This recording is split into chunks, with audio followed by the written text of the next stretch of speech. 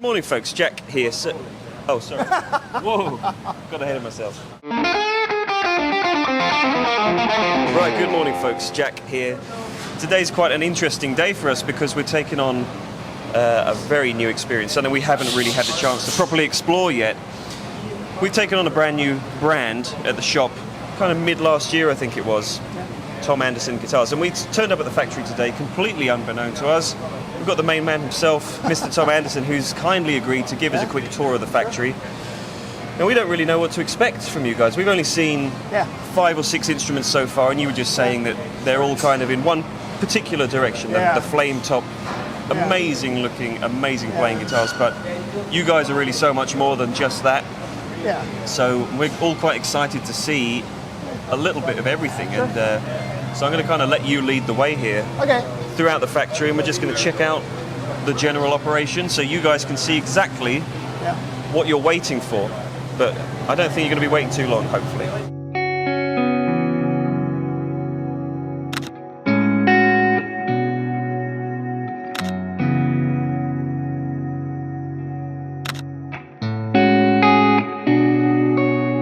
So we're standing kind of in the middle of raw materials. So you see body woods up to this point, neck wood to this point. So I mean, one of the things about being in Southern California, I know we talk about it, you know, is because there's so many guitars being built in Southern California, materials are a little easier to come by. There's a whole kind of support industry of cutting and gluing body blanks because Fender and G&L and Rickenbacker, there's so many names down here that there are several people that are supplying like these body blanks that are glued together pieces already. The nuts and bolts. And what's really nice about it, it's been going on for about 10 years. Prior to that, we just got raw lumber and cut and matched and all that stuff. And you end up with a lot of scrap that way. If you end up with pieces that don't match, or this piece is too heavy, this piece don't go together. So these guys make all different grades of blanks. So we can buy only 2-piece center seam where the boards came off the same board. They're equal density, all that stuff. They also make 5-piece laminates for people who make less expensive guitars. So it's a really great thing because the resource gets used. Nothing ends up on the floor in the trash. So that's great. So and has that been a recent development with the kind of availability of materials like that, or have you kind of got to this point, kind of linearly over time? As in, when you first began this operation, were these kind of raw materials a little harder to come by?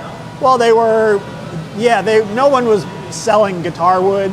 It was just you bought maple, you bought alder, you bought boards, and when especially with alder,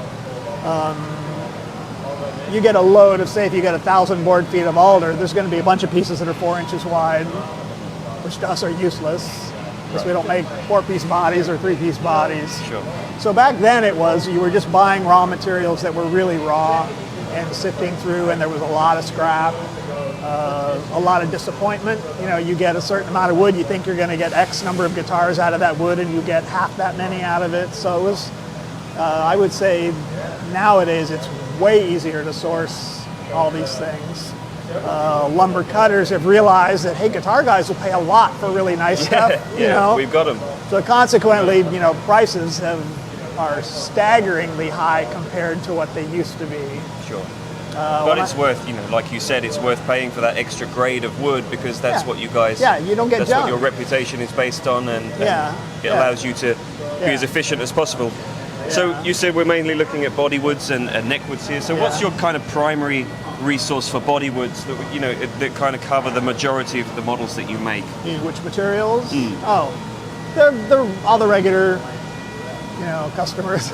Alder, ash, basswood, mahogany are probably the 4 common ones. Limba has gotten popular in the last couple of years.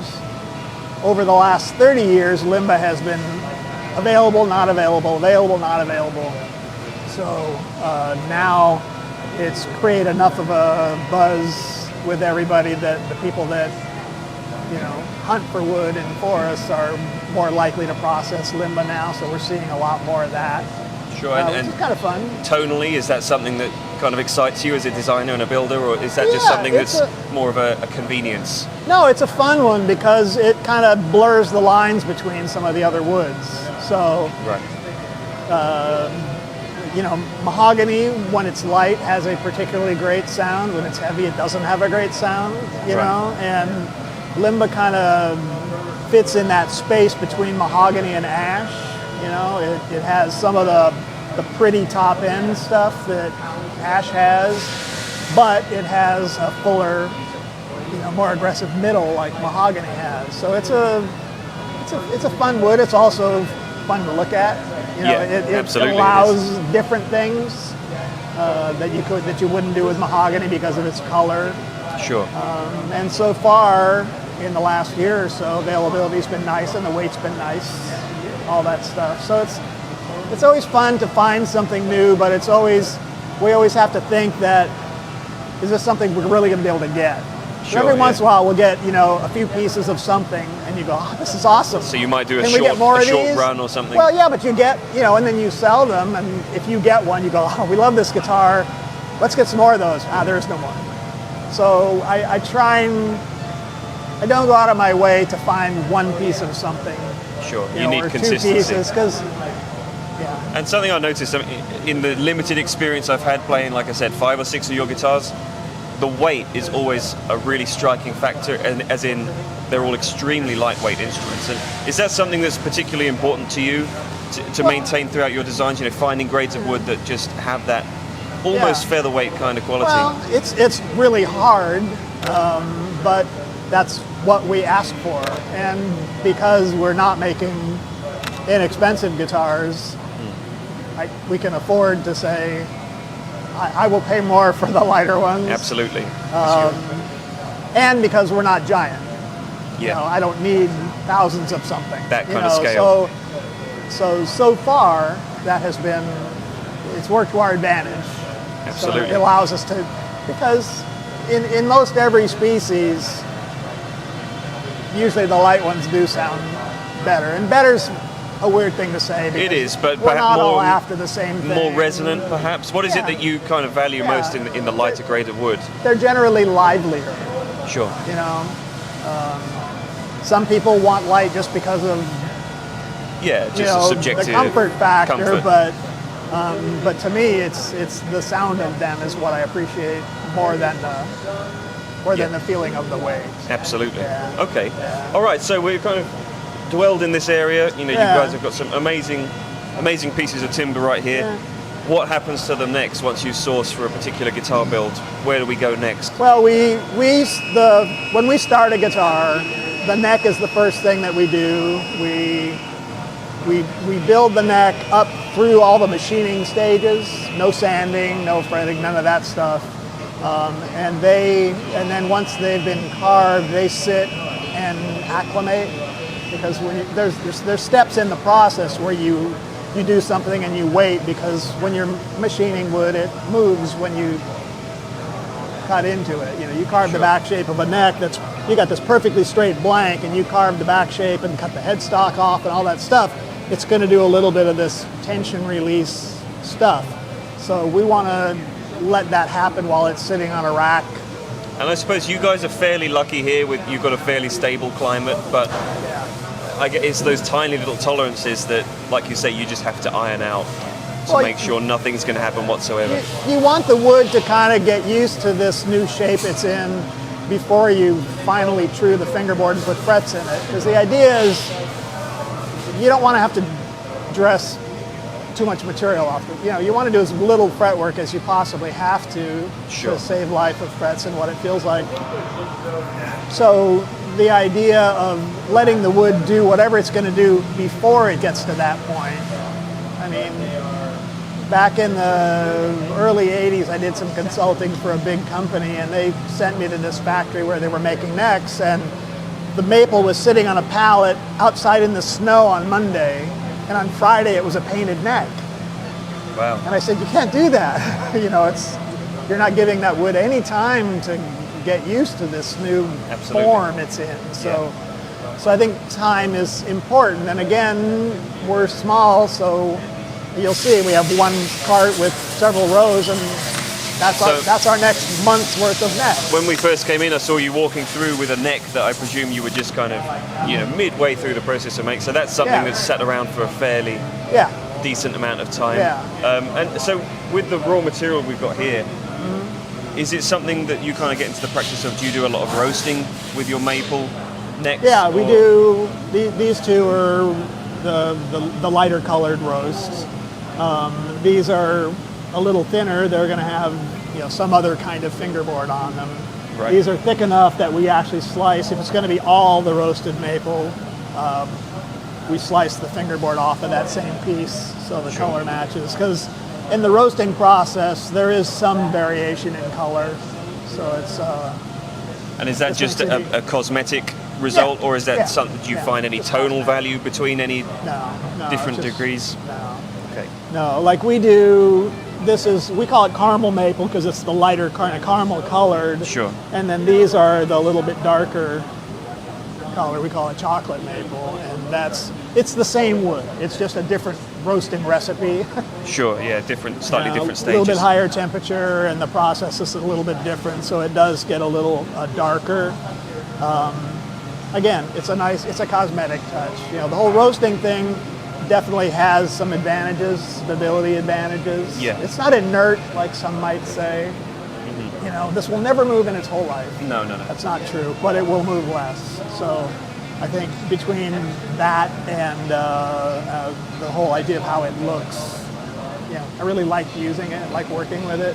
It's an extremely popular thing these days. And Yeah, I totally see the reason why. I mean, it has a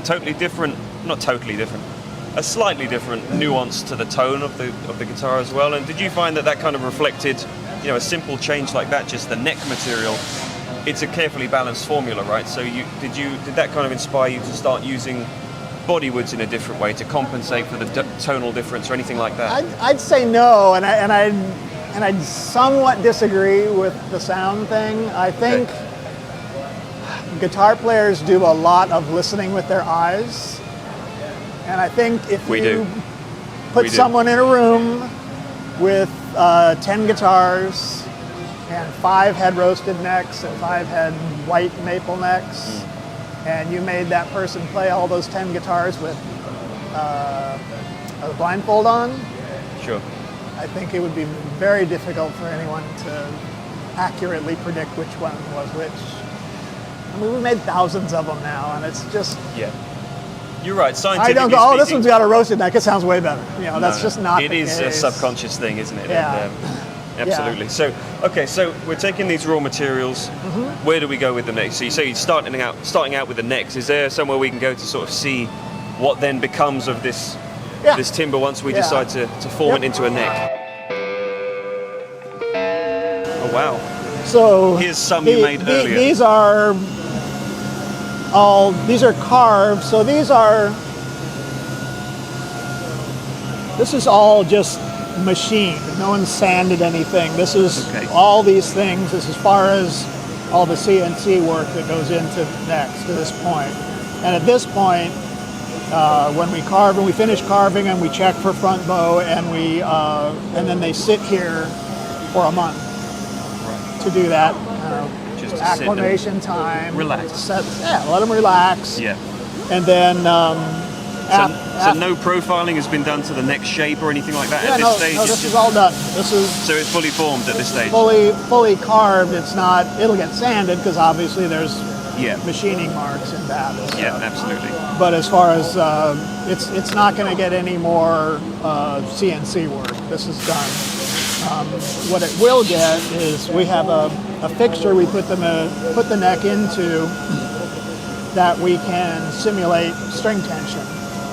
Okay. So we can dial it up and we can dial in how many thousandths of bow we want to have on it, and then we true this fingerboard surface in that fixture, and that's the same fixture that we dress frets in. We have similar fixtures that we use for dressing frets, so it's the same there. So the idea is we want to get this surface as perfect as it can possibly be, so that when the frets go in, you barely touch the tops of them. Yeah. You do touch the tops, but you know. And like you say, so that's to minimize not only wastage of material, but also just man hours in having to. And consistency of how they feel. You know, if you take 8 thousandths off a fret, it's going to feel a lot different than a fret that's you took 2 thousandths off. It's surprising those numbers are so small, but it's fairly astounding what you can perceive. You know, the small things you can perceive. Well, the sheer amount of necks. I mean, so these are obviously for, I'm guessing, 100, maybe 120 guitars worth here. I can't quite count that quickly, but so what's the general kind of turnaround of, you know, like you said, this sits here for about a month, would you say? Yeah, so in a month. So the lifespan of a neck from creation, from inception to being part of a completed guitar, the neck is finished completely, takes roughly how long? 3 months. 3 months. Yeah, because the neck is made to this point, it sits for a month, then the computer will tell us that, okay, these necks are now eligible to be guitars. Okay. So we will pull those 24 a week is what we're trying to make. That's where we are right now. Right. So we'll pull those 24, we'll do the fingerboard treatment, fret those necks, and at that same time, that week we'll make the bodies that go with them. Okay, so the body isn't even thought about just yet then? Well, we know what it's going to be. Okay. Everything is built to order. We don't build any inventory. Well, right. We don't just build guitars. Sure. Occasionally You've no need to do that. Yeah, well, we'll build new things we're trying, prototypes, that kind of stuff. We'll spec those separately. But if it's a guitar that's going somewhere, it's got somebody's name on it. So excellent. Okay. And that's on the end of every neck, and then when the body gets made, they get the same number and they go into the finished department. Okay. So neck is maybe 70-80% done by this stage. Yeah. So now you start to see the introduction of the body. Yeah. Before anything else is done to the neck, you said? Yeah, they happen simultaneously. Like right now, he's finishing off the last of the necks for this week. Right. And these are the last of the bodies for this week that they'll be done by the end of the day. Okay. So it's rough. It's not. So again, just complete CNC by this point? This is just the machine work. Yeah. Okay, and we didn't talk about the maple earlier on, but something we've noticed is just, and you said earlier on that there's an abundance of wood out here. It's fairly easy to come by things, but your maple tops are, I've got to say, more striking than pretty much, many other brands out there. So is there a particular process that you go through for acquiring the maple that you use? Because not only tonally, but aesthetically, it's really something else. Yeah, well, again, because of our size, because of the price of our guitars, we can be a little picky. We can be fussy, but ultimately, it really comes down. Everybody wants the same wood. Us and every other high-end guitar, we're all trying to get the same wood. So we have always been extremely vigilant in our relationships with wood vendors. Sure. Some big companies don't pay their vendors on time, and they take and it's like, to me, my vendors are critically important. Yeah, the lifeblood. and so I want to be the guy they call when they get that special one. I want him to not think twice about calling me, and I'll say, absolutely, I'll take it, and here's your money. Pay them. That's it. Be nice, people. Be nice. Nice goes a long way. Good things come your way. Yeah. And patience as well. Yeah. And maple's getting harder. Good quilt is getting harder and harder to get. Sure. Part of it is just that the resource has been plundered heavily for a number of decades now, so there are less and less trees out there, because it takes 80, 90 years to grow a tree big enough to make guitars. So and even then, it's pot luck if it's going to be a usable. Quilt is percentage-wise way lower than curly maple is. So the amount of trees is a very small number. So just Okay, so from this stage, you know, we've seen a couple of guys here. You say finishing up the sanding, and this gentleman here so he's fretting the guitar as well here, or you said that was done? Yeah, no, he fretted elsewhere? the guitar earlier in the week. Okay. Like Tuesday, he's pretty much got a routine. He's been doing this for 30 years. Amazing. He's So I mean, probably fretted nearly every guitar that we've made for the last 30 years. that's fantastic. So any of the guitars that we've seen so far, that you'll have seen on our channel, and anything you're going to see in the forthcoming has been done by this gentleman here. All the fretwork, and same with this guy here for all of the He's one of sanding. the newer people here. He's been here just a few years, where we've got a handful of people that are 20 or 30 years here, and then we have expanded in the last few years, so we've got a few people that have been here 5 or 6 years, but people don't leave. You know, when we just met Roy on the way in, he used the word serenity. And just having been in this room for maybe, 20 minutes or so now, I see what he means. Everything is It's really important. When we hire somebody, we're hiring a person more than we're hiring the skills. Sure. Skills are great. Skills can be but honed. They can be taught if someone is nice and wants to be here. We want people that really want to be here. If someone comes in and says, how much you paying, and how much vacation, it's like we have all the great benefits, so that kind of goes without saying. But the person that gets hired is the one who really wants to be here. Of course. Is excited about it, understands what we're doing. Every piece is important. Every operation is important. It's really nice to see. So there's a passion, I think. Most everybody plays. There's a few in the office area that don't, but I mean, for the most part, everybody that you see out here plays guitar. Excellent. Okay, so from this stage here, Tom, so do we move straight to assembly, or what happens from? You want to look at body stuff? Just sure, yeah. So, because you asked about tops. Yes. So this is some of the tops, and they're kind of classified into sort of wide curl, narrow curl. Yes. Different degrees of stuff that's got color in it. Just kind of different styles of maple. To try to make it easier to. A lot of people have special requests of a particular look. Yes. So we try to accommodate that as much as we can. And I'm seeing the word weight a lot. So is there some kind of classification here as well? Oh no, that's just weight to keep them flat. Oh right. Oh, of course. Yeah. Oh, I should have known that. Never mind. Yeah, and curly tops tend to be heavier and harder than quilt tops. Okay. So, in theory, I think if you compared enough guitars, you might notice that quilt top guitars maybe have a slightly softer top end than a curly top guitar. I guess you have the opportunity, like you said, you're on such a scale that you can communicate directly with the customer or with the dealer for the customer. So have you ever found situations where a customer specs something a certain way and you feel the need to kind of suggest maybe this isn't quite the right spec? Oh yeah. That's still something that takes place? Yeah, I would say, and the lion's share of people will listen. But I can't tell you how many players and even like serious professionals let their eyes betray them, because we had one particular guy, not a young guy, a guy who's been around a long time, been playing the same Alder early 60s Strat his whole life pretty much, and he came in and wanted to get a guitar, and I gotta have a maple top.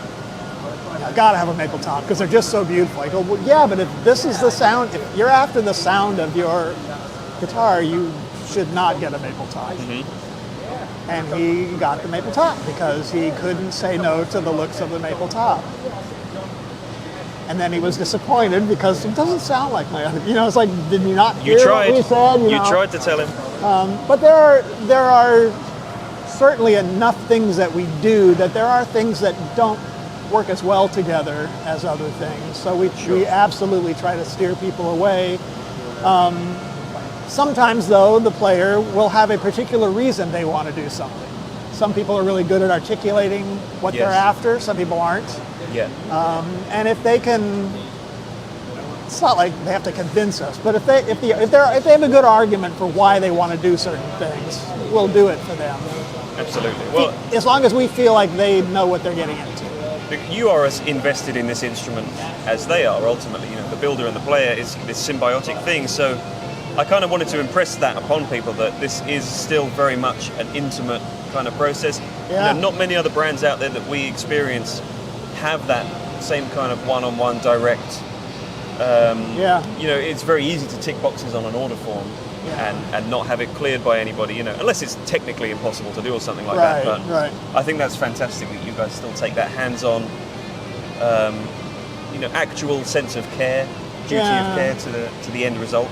Well, I mean, in a weird kind of way, we still do sort of see these things as our children, and it's like you want them to have a good life, you want them to get played, it's weird. Often the weirdest guitars, when someone orders something, you're like, oh, man, that is weird, It's just, sometimes it's just a cosmetic weirdness, but sometimes, they put things together and you're like, is that really that's really what I want.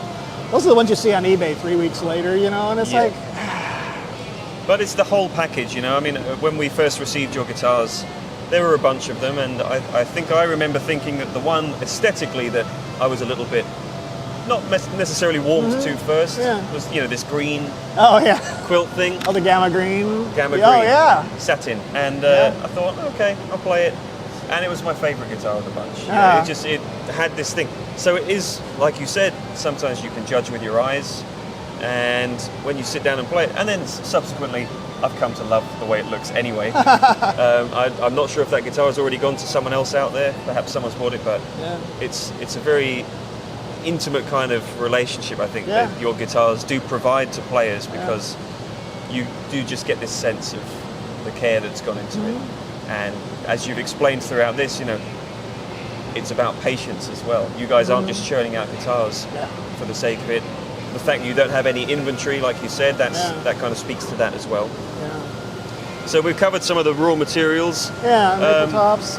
Great selection of maple there. So where do we go next when the guitar is kind of just for taking shape? Grin, so these are bodies getting prepared for next week. Okay. So these are maple tops have been pulled, laminated, so these are getting ready. So before the so this is the way they look prior to any machining. Holes are indexed here on the CNC machine. So these will stack up today and Tuesday, and then Tuesday they'll start machining over here. And sorry, just to interrupt you, that example you just pulled out there, you said earlier on that you guys, all builders are sort of looking for the same bits of maple and whatnot. That doesn't look like anything else to me. There's this kind of really nice sporadic kind of figuring to it, and well, these are rough 80 grit sanded, so they're not gonna, the highlights are not gonna show as well as they would when it's finished. But this looks like some kind of some map or something to me. It looks like it's just a unique aesthetic. Even though you guys say you're looking for the same thing everyone else is looking for, what you do with it. Oh, the variety is distinctly endless. unique, I think. This is more of a flat sawn curl piece, so they always tend to be. What's cool about them is that that's where you get the curl kind of fading in and out. Like a tiger, where they're not just quarter sawn. You end up with these straight lines that are perfectly straight lines. Yes. And to me, those are the least attractive, because to me they look more almost photo flamey. Sure. Yeah, so I love the stuff that's got a little more variation in it. I agree with you. I agree.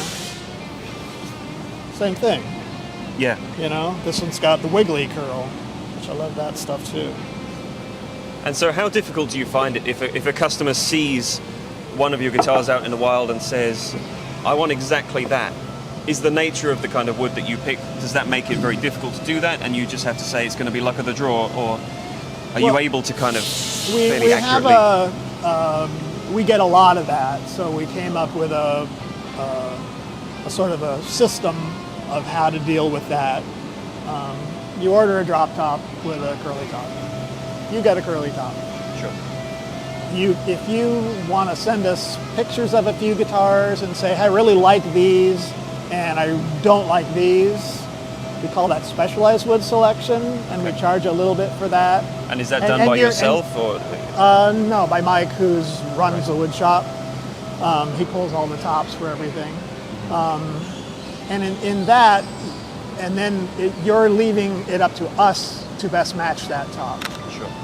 Pull something. We also have personalized selection, which is we will actually send you pictures of top. You'll send us pictures of tops that you like, sure, and maybe don't like, and then we will find 3 that we think these are the closest thing we see to what you're asking for. Okay. Take your pick. And now you pick. Yeah. The danger with that is that we see maple tops all day, every day, and we know what that top is going to look like when it's stained. Sure. If you don't have an experience doing that, it may not turn out. You may not see in the top what we see in the top. Yeah. So I think that's important. That's an important distinction. There's a disclaimer there, folks, but you know, yeah, the fact that you have that option though is, once again, that's the artistry at work. We have been in situations where we sent pictures of a top to someone and they said, no, I don't like that one. And then we build the guitar with that top for that same dealer, and that customer has seen, oh, why didn't I get one like that?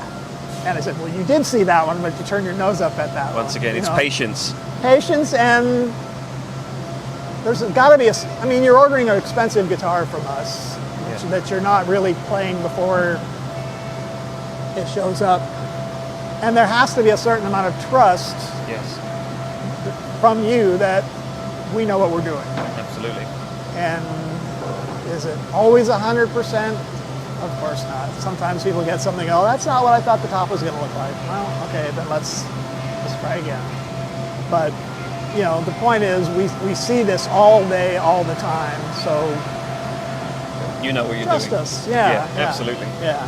Because we want you, the end goal is we want you to be happy. We don't want you to get something you don't like, and that's why we try to steer people away from combinations that we don't think are a good idea, because we don't want a disappointed customer. So, makes a lot of sense to me. So, okay, Tom, so where do we move from here then? We move to finishing? Yeah, I mean, these 3 CNC machines do all the machining, all the cutting you see. The one on the end mostly does necks. The one in the middle mostly does bodies. The one on the end we do small parts. We do pick guards, back plates, bridge modifications, a lot of little odd jobs on that one. It's also a backup in case something happens to one of those, we can move. So outside of metalwork, is everything produced here? You wind your own pickups, you know, you sell all the plastics. Or maybe you do metalwork as well, I don't know. Maybe. We do just a little bit of modifying metalwork. Sure. On some of the bridges we alter the part we get. Right. Okay. But we don't manufacture any bridges start to finish here. Yeah, we don't. That would be a more elaborate. Serenity wouldn't really messy, be here anymore, I don't think, by that point. Well, yeah. It's a messy job. Yes. You know, it's oil everywhere, and you don't want that with where the wood is. So it really needs squeaking, to be noisy. Yeah, it's an you need to have that isolated a lot. Leave that elsewhere. And more room than we have. Sure. Okay, so I mean, outside of these machines here, I'm seeing over here on this bench some amazing looking finishes coming to play. Is this way down the line here? This is it's the middle of the finish. So we'll head down to the first where finish starts. Absolutely. Okay. So this is just doing the final carving. So this is the last operation until they end up on the rack.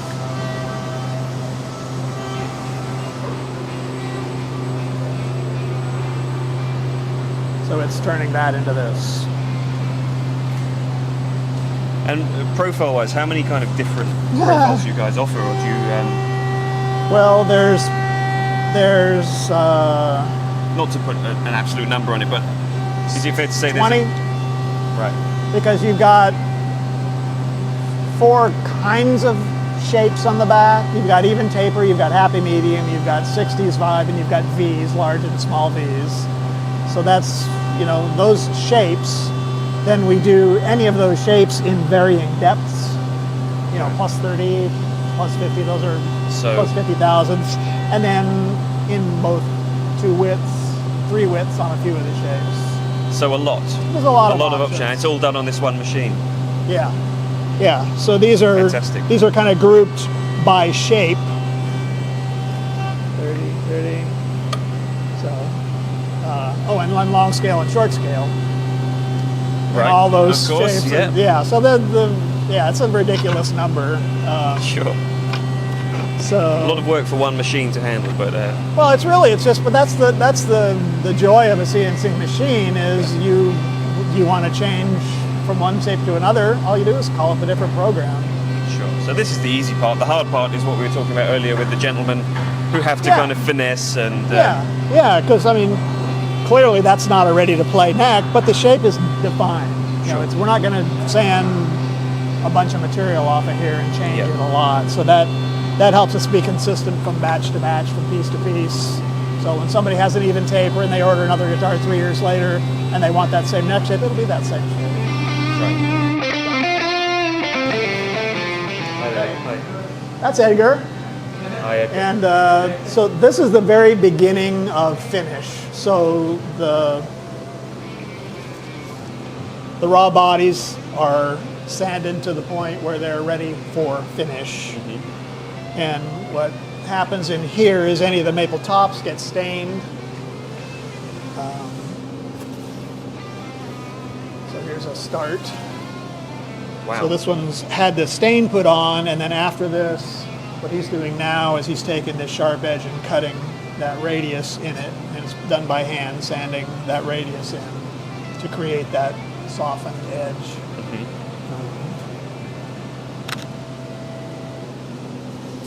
So like you were saying earlier on, you don't know how that maple is going to look fully until you see it stained like this. Yeah. And that's really come to life just with one. Yeah, this is actually a two-stage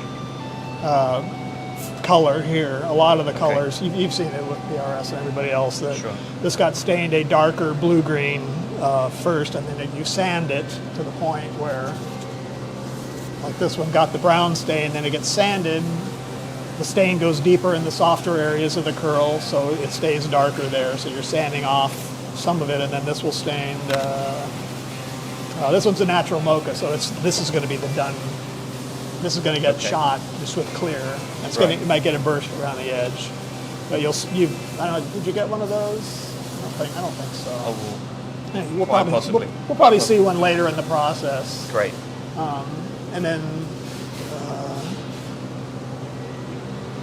but there's just So is this limber here? That yeah, that's a limba back, and limba varies a lot. We tend to see more of black limb and white limba. It's the same tree. It's just part of the tree is white, some of it's not. Okay. So it's not like a different species or different tree or anything. Different tone. It tends. There's no hard and fast rules in wood. You know, it's all varies.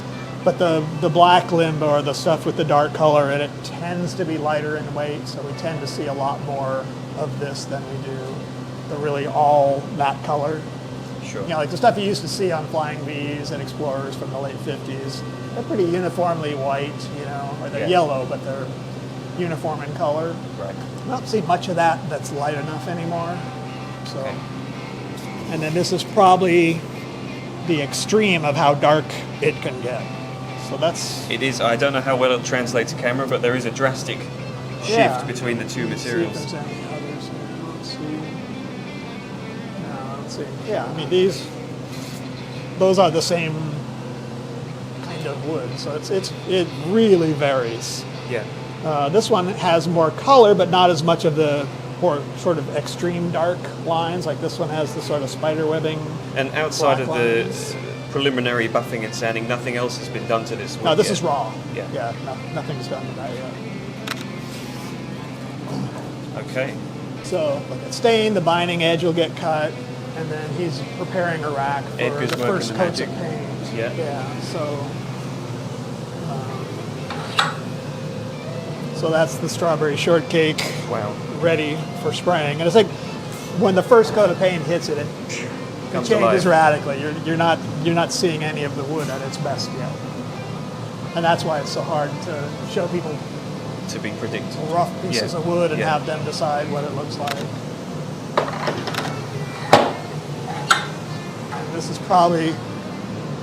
this was our first stain color way back in the early 90s, Bora Bora Blue, and it was in our catalog, and it became a super popular. We did a lot of those. A trademark almost. Yeah. And by the way, thank you for showing us a left-handed body there, because you know, smaller builders often get a hard time from customers saying, why don't you make any left-handed guitars? There you go, they do. We do, and going way back to the beginning, I always felt bad for left-handed players because they never could find guitars, but also because so many people charge more for them. Yeah. We don't, and it's to our detriment. You know, it's maybe, but is it? You know, what kind of scale, as a percentage, would you say is left-handed production? Tiny. As it's all custom order, I guess Tiny. it's a true representation of what the market actually wants that way. We probably only make 30 a year, 30 out of 1,000 or 900. You know. But if people want it, you will do it. Yeah. So consequently, almost every time we make a left-handed guitar, I'm making a new program to make that guitar, because think of the breadth of how many options there are. Yeah. Well, what are the chances in those 30 guitars that you're going to have made that exact one again? Sure. So it's left-handed A lot guitars. of work. They're a lot of work. They're a lot of work, and when the guys out there, when you're sanding one, it just feels weird. Everything feels wrong. You know, you can't. You kind of get in this rhythm of how you hold things and how you maneuver on the sanders and stuff. And when it's left-handed, it's backwards, and you're just like, you really have to kind of sit there and go, okay. You look at it, you think about it a little bit. You know, it's not, you can't just like go. So, but we do it. Mustn't grumble. Yeah, we do it. These are. Oh wow. So these are going to get dog ear finish. So the way that's done is you spray the color on the bare wood, and then you fill the pores with a contrasting filler. Like this one's going to get white filler in the pores. Sure. And so this was the top. So That you can see incredible. this has the first. It's just we call it wash coat. It's a very thin coat that goes on first to seal the wood. So that's when the color actually comes to life.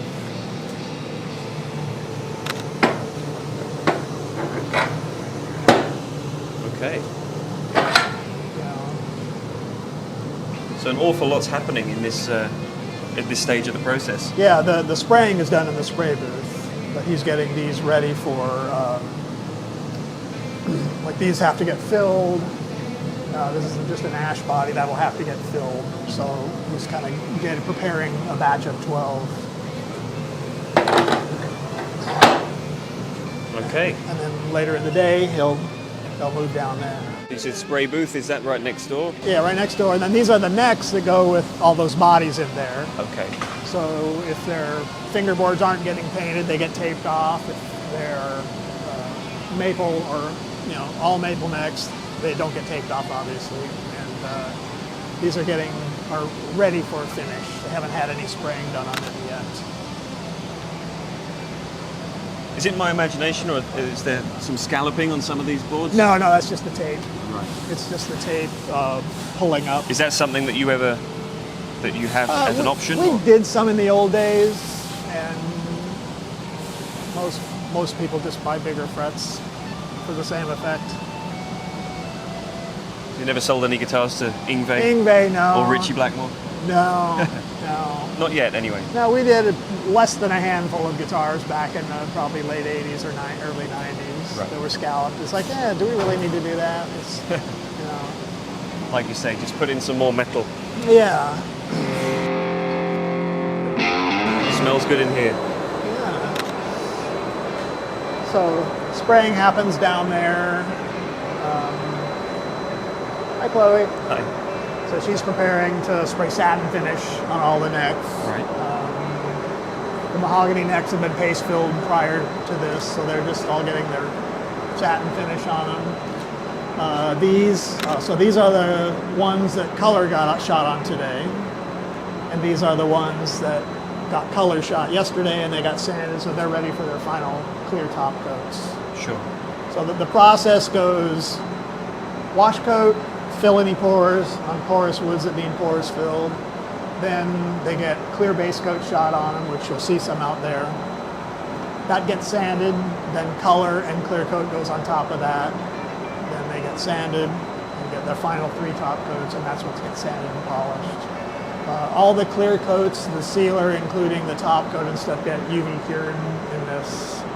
So the guitars go on here, they spin around, they get rotated like a revolving door in front of the lights for 15 seconds, and then they come back out and they do that 3 times, and the finish is cured. Okay. And the whole goal, we got into UV cure in the early 90s, because prior to that we were having someone else paint, not us, you know. And we decided that when we took painting in-house, which we figured was going to be then, we didn't want to have things sitting around stinking, you know, I mean, because when you're waiting for things to dry, solvent is evaporating, and it's not only bad for you, but it's flammable and all that, you know, all those things. Plus, and it removes the risk of anything changing that that's the thing. We really want the finish to be done when it leaves here. Yeah. I think the exception is the distress guitars, because they're nitro. They stink for a long time. So. And again, how much? I mean, that's something I'm sure maybe we'll get onto at a different stage. But nitro production, is that something that's a fairly small bunch of requests that you get? It's probably, it could be 10% now. Yeah, the distress stuff, 10%. Yeah, we don't do a equivalent gloss finish on nitro. Sure. The nitro is fragile, and we use the stuff that's made to crack. It's taking all this beautiful work and just kind of almost leaving it out in the sun. Yeah. You know, so. Yeah. Okay, well, could stay in here for a lot longer, but I think my eyes might explode, so we'll head out. Okay, so I guess we kind of did that in reverse order then, didn't we? So guitars start the finishing here, move next door to it. Yeah. Well, only the wash coat happens in here. Then they come down in here. Okay. And then so these have their first coats of sealer, clear sealer. So in theory, there should be enough paint on here now that we can sand this perfectly level and flat and smooth, and they're ready for color. Sure. So he's starting. These will be for the first day of next week's guitars. He's starting to sand these, and they'll get sanded and ready for color. Then they'll get color on them. They'll come back out here.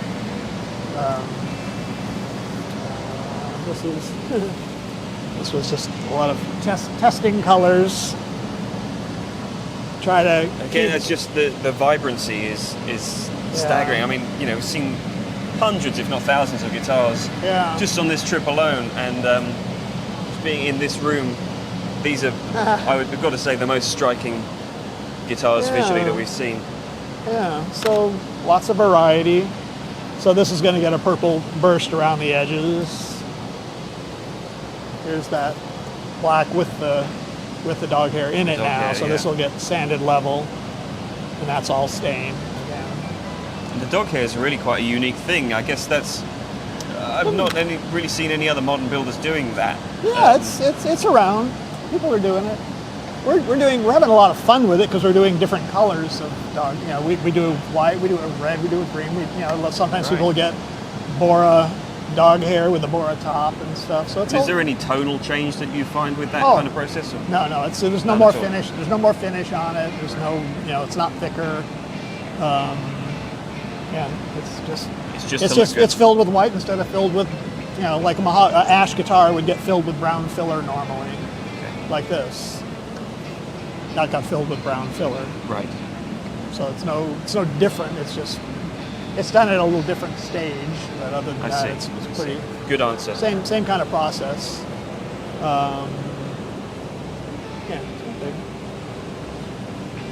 Again. Wow. And then. So how many different body designs are you guys producing at the moment as well? I mean, I don't know if I've seen a single cut from you guys before, but mostly, we've seen mostly Angels so far. Right. Well, there's Angels. Then the S shapes are all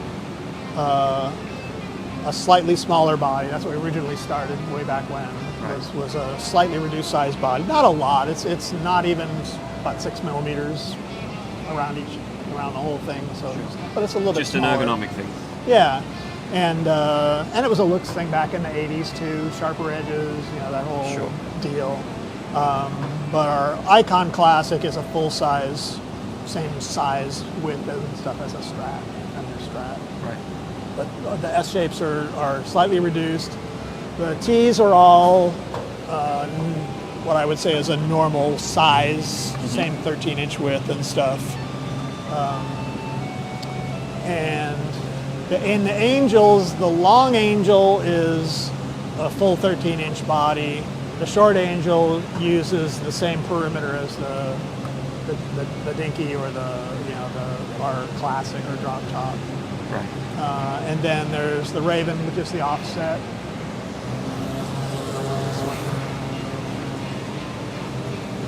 That one, Great. which is smaller than a Jazzmaster.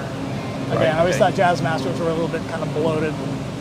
looking. Similar reduction in dimensions as what you said. It's actually would a be. little bit more, actually. Okay. This one was more re-engineered than that one was pretty much just make it smaller.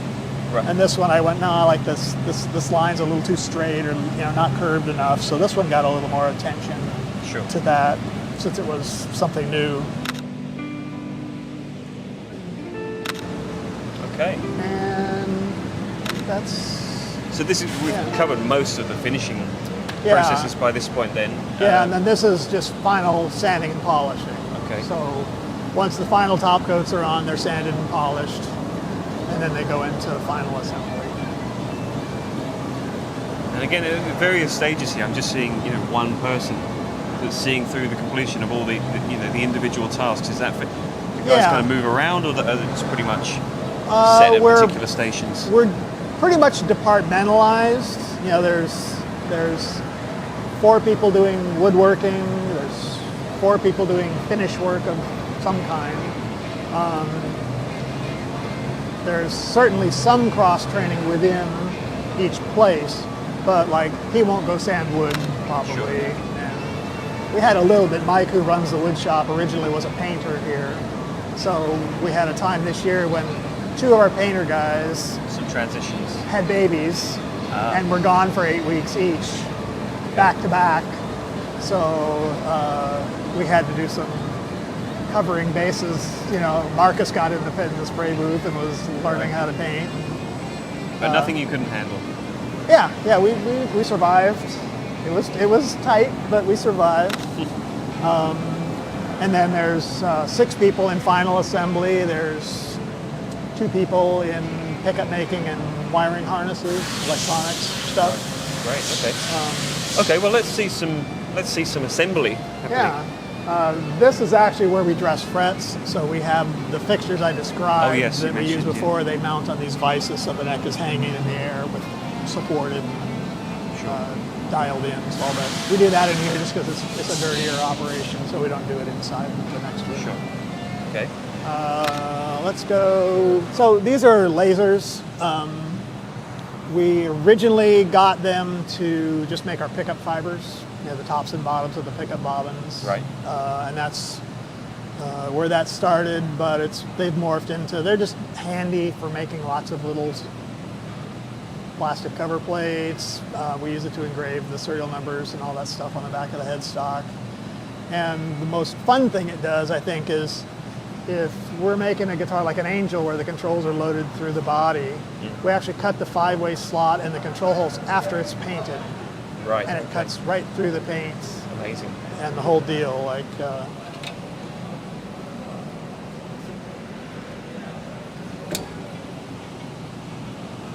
There it is. That's a 5-way switch slot. Hey, multiple uses are important. So, which is nice because when you're polishing a surface, if you have holes in that surface, those holes want to stretch. The wheel hits the hole and it kind of stretches. So we can polish it with no restrictions and then cut the holes later. So it's nice.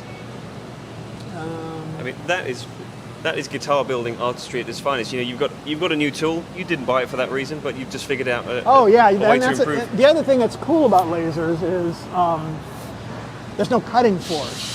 So when you make something on a CNC, you have to be able to hold it down very, very well. And with a laser, there's no cutting force. So if you just position it on something, you know, like we have pins to locate things, just stick it on the pins. You don't have to clamp it down. You don't have to tape it. You know, it's all that stuff. It's just real simple. Perfect lines every time. It's a fun machine. You can make one of something real easily. Where to tool up for CNC, that's a lot more of a commitment. Absolutely. Yeah. Okay. So we're into assembly here. So this is pickup making.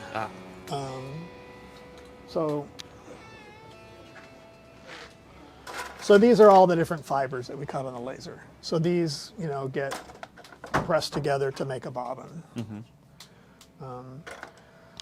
We don't do any plastic bobbins. All our pickups are made this way, and I would say it evolved that way because in the beginning, the very first pickups we made were all the 1/4-inch pole piece. You know, that look that our old original pickups had. Sure. And you couldn't do that with plastic bobbins. And what this allows us to make something different really easily because we can cut, you know, if we want to make something new, I can draw a picture of it and I can make parts in a half hour later, you know, and whereas the plastic mold is a very long, expensive process. Yes. So are you guys regularly experimenting with some new, always, oh my gosh, physically new designs? Yeah, these are all different models of pickups. These are all pickups that they'll be using in there in the near future. So these are all finished, ready to use pickups.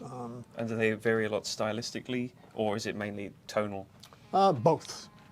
Okay. Both. I mean, there's full-size humbuckers, there's mini humbuckers, there's P90s in humbucking shapes, there's stacked single coils, there's true single coils, there's telly shape, strat shape, all the different stuff. No stone left unturned. Lots and lots of different. That just grew out of, you know, originally we made 3 different humbuckers and 2 or 3 different single coils, and then someone would say, gee, I love the H2, I wish it was a little hotter, but not quite as hot as an H3. So okay, here comes the there's 2.5. an H2 plus, yeah. So, and it just keeps happening. Sure. You know, so and we. You guys just can't say no. Well, it's when there's a reason, it's hard to say no. You know, if something is clearly a bad idea, we can say no. But if, like I said, you know, H2 is almost where I want it to be, but an H3 is too much. Well, right. That's easy enough to do that. So we do. Well, it's fantastic. You've got the facility to knock it up. So they're both making pickups. Guy that sits over here does wiring harnesses for final assembly. So he'll take the components and build up this part of the wiring harness so that when they're building the guitar, they can just load that whole thing in and they just have to connect pickups and stuff. Okay. And then these are pickups in process. So these are coils that are wound but not completed pickups. Okay. So, well, those are humbuckings are assembled. A lot of these are assembled. So if we don't have something there, we can usually put one together quickly from here. Sure. We try to stay ahead. This is one place where we do kind of build inventory to have, because nothing like having a guitar all ready to finish and don't have a pickup. No electronics. Yeah, that's shame on us. So the 6 guys that work in here do final assembly. So the bodies and necks come in from out there. The bodies come in, you know, buffed. Necks come in buffed or satin, whatever they are, and they're awaiting final assembly. So the guys will pull the parts early in the week, and they'll go over the body and the neck and kind of just do a super fine inspection and say, oh, I see a little something here, and any touch-up buffing that needs to happen will. And I'm guessing with 6 guys working in here, you know, assembly at this stage doesn't take too long to clear this kind of inventory. Is not going to take a huge amount of time. We actually are making a little progress on. We've been trying to make a few more out there because they cleaned us out in here a few months ago. Right. So they're challenging you, really. Yeah. So I think we might be finally hitting a good balance again. Great. But you can see, I mean, so there's white with black dog hair. So the opposite of that other one that you saw. And this is Limba also. Limba's a good wood for this particular thing because the pores are really big. Yes. Mahogany, the pores Really are much receptive smaller. to- It's not as, it doesn't work as well. Mm-hmm. We do, you know, you've seen satin finishes, so we do satin Yes. finishes, we do gloss finishes, we do.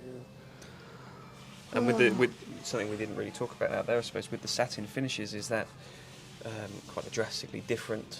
Does it go through a drastically different finishing stage? It goes through all the same up to that final. It either gets the 3 final clear top coats for polishing, or it gets a single flat top coat. Okay. So it's this much less paint, teeny tiny bit less paint, but not as significant. And again, I wouldn't. If you played 5 satin guitars and 5 gloss guitars, you wouldn't go, oh yeah, I know the satin ones. They'll sound better. They don't. So get your blindfolds ready. Yeah. And some amazing sparkle. Yeah, no, these finishes there. are distressed ones. Ah, okay. So these are nitro. And the nitro is shot Elsewhere. here? No, Elsewhere. no, we can't spray nitro here. But we've had a great relationship with this guy. He does work for a lot of people.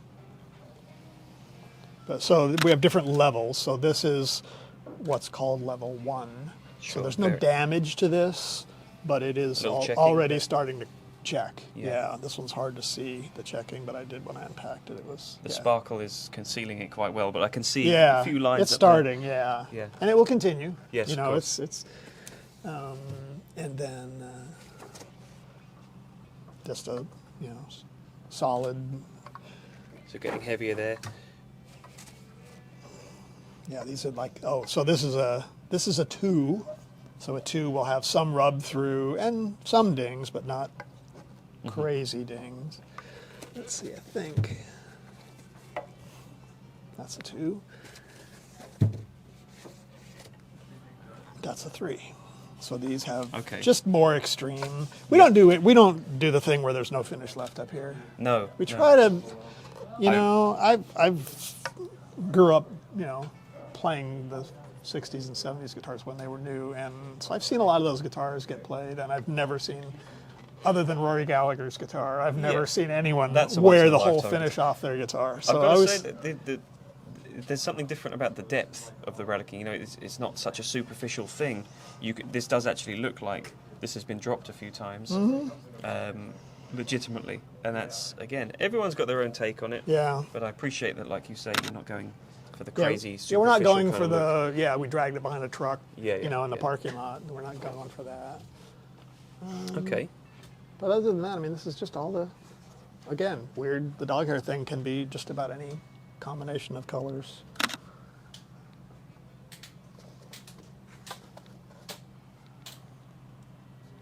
It seems like that's a pretty popular option for you guys. It really right now. is, yeah. I can see it really why. is. It's just fun, a different thing. Really, yeah. Amazing. You're showing off now. Well, here's not a show off. White. Still pretty nice at that binding. Fancy. Yeah. So where would the binding be applied at that? This is the top. This is the mahogany Oh. top. Yeah, so I this see, is mahogany I see. back, mahogany top. So there is no binding here. There is no plastic binding on anything. Right, When you okay. see the edge, it's the top of the guitar. Again, that makes sense. I should have known that. Yeah. Not that there's something wrong with binding, but it's just, Something you don't need this to is do. nice. Yeah. I like seeing that wood on the edge. Sure. Okay. So these guys build guitars all week. Yeah. Then they sit behind their benches, and then next week when they come back in, they work 4 10-hour days. So they work Tuesday through Friday, 4 10-hour days. They come in Tuesday, they relook at those guitars because they've now had the better part of a week to sit under string tension and do any fine tuning that they think needs to be done there. Sure. And then they move down to the end of the room or building. They move down into that hallway, Right. and then Marcus will play each one and do any fine adjusting that he deems necessary. And then I play them And you sign them off? and sign off on them as well. Until Marcus came, I was doing all of that. Right. But he's been here a year and a half now, and he's now doing all. And I gotta say, I seldom have to turn a screw after he's done looking at them. So it's been, That's a good guy to have It's been around. very nice. We haven't met Marcus yet. Yeah, but, you'll meet him. He is. I had a business partner for 28 years, Lori Berg, and she passed away about 5 years ago. And after, with her gone, she did much of the administration and a lot of the financial planning and a lot of that stuff. So it all kind of fell back on me, and then Rachel had to pick up some of that slack as well. And I just started feeling like, I'm spending a lot of my time not making guitars and not. So Marcus was someone who I've known for 14 years. He started as a customer and became a friend, and he would come down here all the time. He would go to NAMM shows with us and stuff. And I contacted him about 2 years ago and said, what do you think about coming down here and being here? And he said, yes.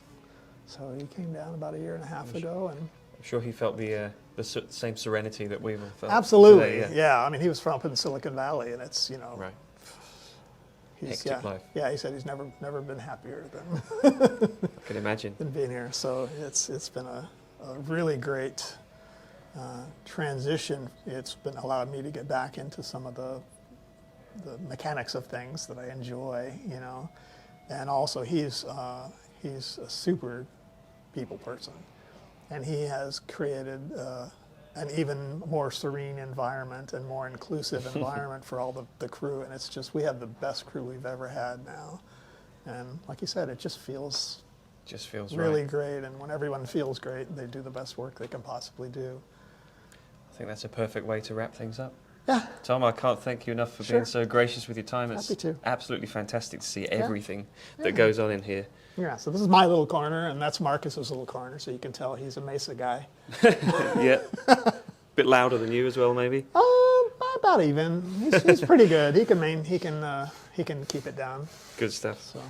Amazing. Well, guys, I don't think there are going to be any questions that you have because Tom has covered everything. But if there is anything, do let us know down in the comments below. I'm legitimately blown away by this. So this has been fantastic. Cool. So thank you so much for showing us around. Sure. Thank you for watching. Get to the website if you want to find out more about Tom Anderson. And we'll see you very soon. Bye-bye. Bye-bye.